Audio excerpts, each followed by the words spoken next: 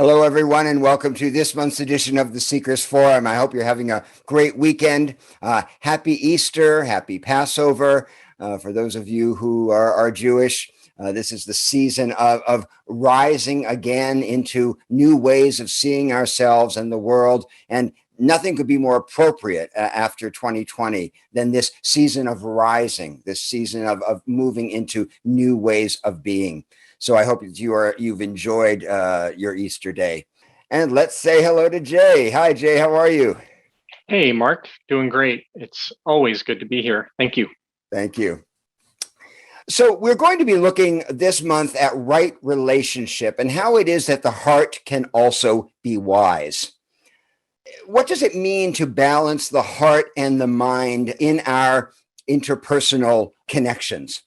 Whether we're talking about spouses, lovers, friends, community members, finding the equilibrium between our emotions and our reason is utterly essential. Not only because people are difficult and communication is hard, but because relationships are always changing and they require ongoing care and maintenance. We forget that relationship that is trying to operate without wisdom is like a one-winged bird that's trying to fly, without reason to balance out our emotions. Its connections are very difficult to sustain over a long period of time. Just as reason without emotion is cold and distant, emotion without reason is unreliable, impulsive, and frequently very short-sighted. We are animals with two-sided brains and two-sided hearts. And as such, we need this equilibrium. We need this attention to all of our parts.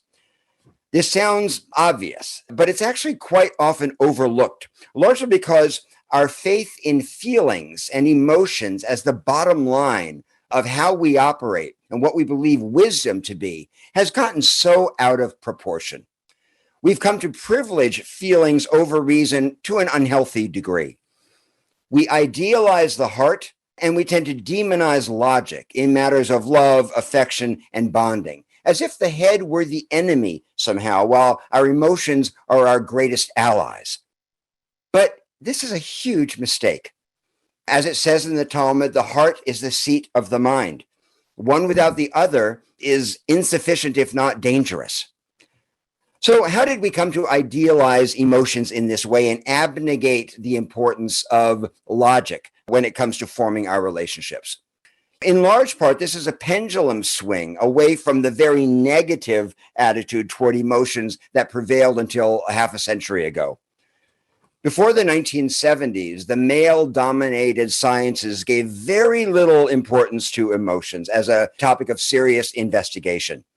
They carried very little weight in our understanding of psychology or ethical behavior. In fact, they were held in contempt as necessary evil to be tolerated but not indulged. As B.F. Skinner, the behaviorist, put it, we all know that emotions are useless and bad for our peace of mind. So that was sort of the final word in science for a long time, that emotions were this not important thing that was bad for your mental health, bad for your physical health, and really to be put aside as much as possible, as utterly undependable and without merit. Considering that, it's not hard to understand how sexism emerged and our denigration of females as emotional creatures, less evolved than rational cerebral males.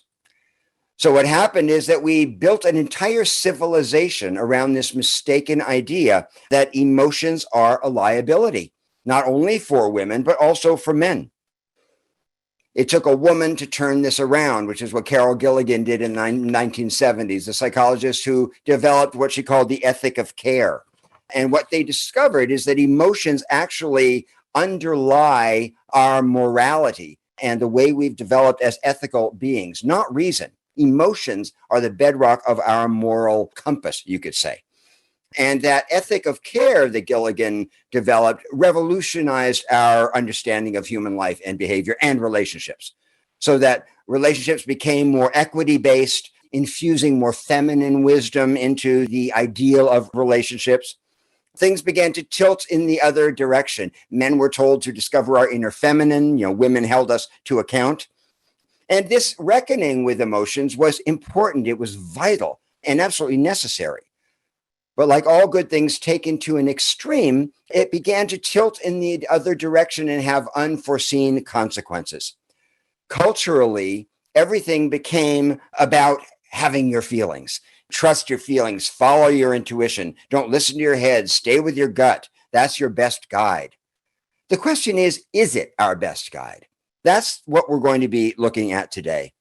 And the short answer is that if emotions aren't infused with the clarifying, organizing effect of reason, they are not our best guide. In fact, they can be our worst enemies. If we forget about bias, if we imagine that our feelings are pure and unfiltered and fair, and therefore irrefutable and not to be questioned, it seems fairly obvious that we are in big trouble. Because when you look at the world today, a huge amount of our suffering comes from letting our feelings run us and not pausing to step outside this torrent of emotions to consider our responses before we act out and before we can become destructive and alienating and cruel in relationships. And that's what we see in the world today. We see everybody bouncing around on their emotional triggers, so to speak, absolutely sure that they're right because they can feel it. That's the big deception, because there are lots of things that we can feel that are terrible and unethical. The last time you wanted to walk out on your family because someone was driving you crazy. The last time you wanted to do something self-harming because you were having a bad day. Okay, we don't just trust those emotions. But looking into the world, what we see is emotionalism run amok. You obviously saw the Capitol riots in Washington. There's lots of feelings there. Greed in business, crimes of passion, all forms of revenge. If you ask most people in these situations, they will tell you that they're right because they can feel it. They feel justified in their heart and gut that what they're doing has merit, that it is correct. And that's because emotion, for anatomical and psychological reasons I can't explain, not being a doctor, but emotions come with a kind of press agent in the brain that explains them to us. Our emotions argue their own case for us, you could say. The emotional part of us is a brilliant con man. And that's because we love to feel emotion. We like to feel like we like to eat and we like to breathe and we like to have sex and we like to pray and have deep conversations. Human beings love to feel. It's the most ancient part of who we are. But emotions use the cloak of reason to disguise the absence of actual logic. And that really is the point that we're focused on today. When the absence of logic and the absence of facts, emotions create stories to justify and explain themselves. And that's because, once again, there's a part of the brain that is the story-making part of the brain whose job it is to spin our out-of-control feelings into solid, reasonable-sounding narratives. It's part of how we navigate through the world. And it's also, of course, how emotions blind us. And those same emotions that ruin the world, that have the potential for causing so much suffering in the world, also ruin our relationships unless we apply the power of reason, the power of the logical mind. Remember, we are wired for survival, for possession, for territorialism, for jealousy, for competition. We're not wired for happiness. Any evolutionary psychologist will tell you that. We are not wired for happiness. We're wired for survival. Happiness depends on our ability to reason, to use this uniquely human faculty of the frontal lobe to guide us through the jungle of emotion and help us to make more positive choices. And that's what we're doing as seekers. Very often, we are using our higher faculties to transcend nature, you could say, in order to move into a new way of being and learn things that are not based on primitive infantile survival needs. Now, in order to help the frontal lobe help us in relationship, it helps to understand the basic wiring itself and how it is that we bond and attach in relationships. It gives us insight into why we behave the way we do. Attachment is just like breathing and walking and eating. As this month's guest interview, Amir Levine, says, attachment is what we do. It's who we are. It's a biological imperative. It's inseparable from what it means to being a human being. But as such, attachment brings up our deepest feelings, so deep that many people can't tolerate the survival-based reflexes that come up in deep relationship. All of us have known highly accomplished, intelligent people who could tolerate stress in any part of their life, but when it came to personal relationships, they just can't engage. And that's because it's so threatening at that primal level. Relationships are our greatest emotional challenge because they are our greatest obsession. Amir Levine talks about 3 different types of attachment and how styles of how we bond with one another that are worth looking at for a moment. And they are the secure attachment, the avoidant attachment, and the anxious attachment. The avoidant person is the one who has trouble committing, who withdraws when people get too close. The avoidant person is dominated by this feeling of needing to be independent, and they can be ambivalent and claustrophobic in relationship. That's the avoidant type. The anxious type is someone who holds on too tight, who's overvigilant, who's afraid of losing the person. Anxious attachment types are dominated by feelings of insecurity and mistrust and rejection waiting to happen. Very often, anxious types engineer their own abandonment in relationships in the way of self-fulfilling prophecy. And finally, the secure type, which is over half of us, is what it sounds like. It's secure. It's folks who have had good enough care as kids, enough attention, sufficient bonding and connection to know that they belong in the world. People with secure attachment are comfortable being alone because they know that people aren't going to disappear. That's they're able to enjoy their own solitude. Now, right relationship requires that we know our patterns and that we sharpen our awareness around the parts of ourselves that need to be self-corrected. If an anxious person, for example, wishes to become secure, he doesn't do this by trusting his feelings, which are all about catastrophe and pain, and keeping in a state of high alert. He does this by finding skillful means of addressing his temperament and his wounding, paying attention not to overreact, and preserving the health of his connections with the other person, rather than indulging in fears and being swept away by the anxiety that they don't quite understand. And of course, this is what's known as civilization. It's interrupting our infantile tendencies to choose a happier and more cooperative way to live. But our character is a combination of nature and nurture. Some people are born anxious. Some people become anxious. Some people are born avoidant. Others become avoidant. In terms of human survival, it paid for us to be diverse, to be heterogeneous, for there to be different kinds of people. Because if everyone, for example, were secure in a population in a dangerous world, and there was nobody overvigilant looking for danger on the horizon, it would be easier to slaughter the entire village. So we need avoidant anxious types in our own evolution as a species to stay alive. The problem is that wiring, that ancient Paleolithic wiring, is still operating in us and gets triggered in our contemporary situations. The important takeaway from this is that everything can't be blamed on our childhood. That's another one of the great misunderstandings, like trust your feelings all the time. Believing that how we bond is a straight line between that situation and how we were raised, which is not the case. There are people who are raised in secure homes who are nonetheless extremely anxious and insecure.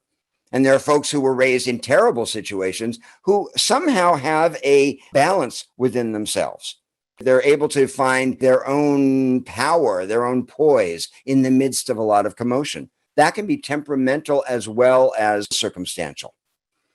Most of us are, in fact, a combination of many factors, with certain tendencies being predominant. And this can be extremely confusing. For example, I am someone who was born with an introvert's temperament. I enjoy a lot of space. I need to be on my own a lot. But I was raised in a house where there was a lot of abandonment, rejection, and trauma. And so I developed an anxious way of attaching in my life. that I could never understand because part of me, a deep part of me, wanted to be on my own, and the other part of me was clinging. And it took me up until I was in my 40s with a lot of therapy to understand what was this push and pull in me. Why did I want to be on my own as well as holding on too tightly to the people in my life? It was something that I needed to unwind for myself. And once I did that, and I understood my basic mechanism, I became a better friend, a better brother, a better son, a better partner, because I understood what was working me. You can't harmonize with another person if you don't know your own range and rhythms, if you don't understand your basic heart mind. I saw this dynamic at work recently with a couple of women I know. I'll call them Lori and Lisa. Lisa fell in love with a guy who Lori can't stand. And it has become a real issue in their relationship. Lori talks about hating this guy for reasons that she can't really explain. She says, it's just something about him. He gives me the creeps. Lisa and her boyfriend are very happy. Everyone else in her life is very, very fond of her new beau, who's done everything he can to win Lori over, but with no luck. When asked why she doesn't like him, Lori says things like she doesn't trust him, he seems unsavory, something about his energy. All very reasonable sounding feelings. And if a single other person shared them, they might have more validity. But the fact is, only Lori dislikes this guy. And the way she talks about him is very telling. The ammunition that she uses to justify her dislike. He's unshaven, he's macho, he wears sweatpants much of the time. He admitted to Lisa that he sometimes watches porn. These were things that Lori, who tends to be rigid and a bit prim, simply could not tolerate. And she's so identified with her feelings, with her own aversion, that she can't see around them or under them or over them.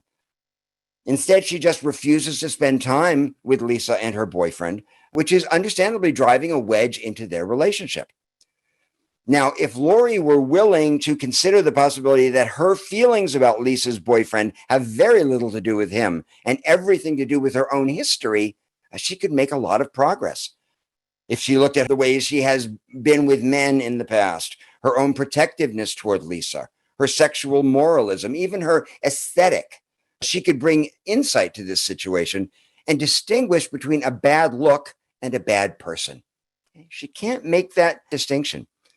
If she could begin to forgive Lisa's boyfriend for being a mess and instead set the intention to get over herself instead of risking her friendship with one of her dearest friends. So in order to get over herself, she would need to understand the source of her own aversion and how her mind was dressing up her aversion in all kinds of moralistic stories that actually hold very little water when examined closely. She could also take a moment to look at her own attachment style. Lori, too, suffers from anxious attachment. She's been that way since she was very little, she says, partly because she didn't have model parents, but also partly because that was just who she was. She said that she was born controlling. Okay, so that's what she came in with. She holds on tight. She doesn't trust easily. Many of her feelings and preoccupations are fear-based. She needs things to be just so. And so, is it any surprise that Lori can't stand Lisa's 6'2" hirsute porn-watching boyfriend? Why does he make her skin crawl? It's obvious. But if we suggested that to Lori, who happens to be a yogi and a Buddhist, she would very likely reject it because that's not how it feels to her. That's not how it feels. She isn't being judgmental, she would say. Her gut is telling her that something is wrong. And that's how primitive emotion gets clothed in moralistic garb and poses as the truth, driving a wedge between us and other people, making it impossible to see one another clearly and to balance the heart and our powerful emotions with the modulating power of the mind. So I'd like us now to do a 15-minute writing. Jay, could we pull up the card? I'd like you, please, to take 15 minutes now to describe something that you feel to be wrong that cannot be justified with facts. Something you feel to be wrong, but it can't really be justified with facts. What is the emotion that's driving this judgment? Be as specific as you can be. We'll take 15 minutes and we'll come back together as a group.